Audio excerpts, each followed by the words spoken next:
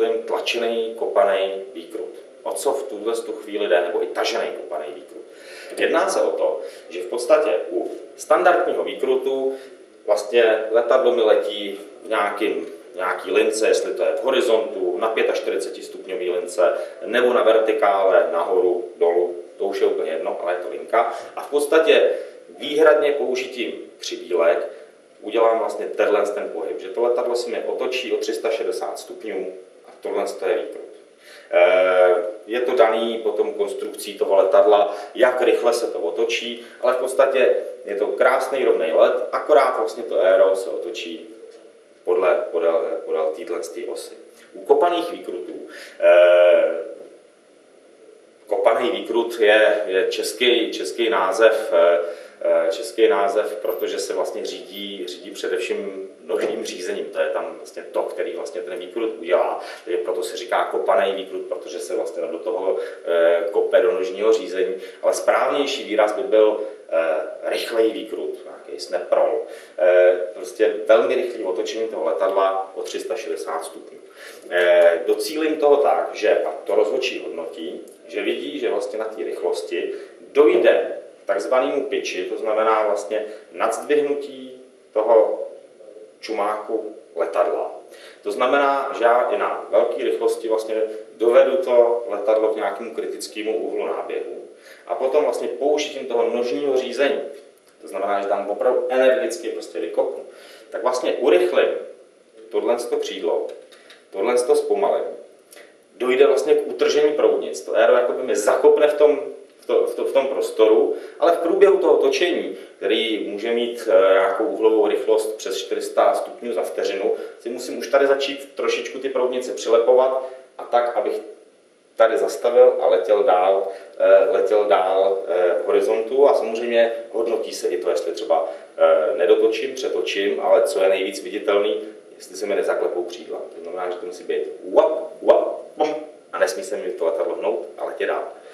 Takže jak tohle udělat u letadel, jak už jsem říkal, který mají v podstatě těžiště neutrální bod velmi, velmi blízko sebe.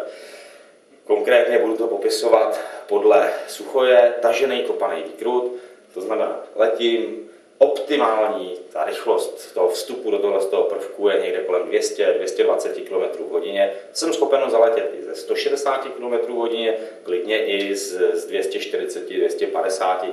Není tam problém, ale samozřejmě potom už tam trošičku jiná jakoby, technika té pilotáže, to znamená, že některé věci dělám rychlejš, některé věci dělám pomalejš, ale principiálně se jedná o to, že mám nějakou rychlost, řekněme 200-220 a provedu přitažení.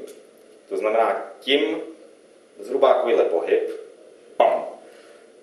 V tu chvíli mi ten čumák jde dopředu, teda mi jde takhle nahoru a v tu chvíli velmi, velmi energicky dávám pravou nohu a knipl až dopředu, v podstatě skoro na doraz úplně dopředu s mírnejma pravejma křídílkama.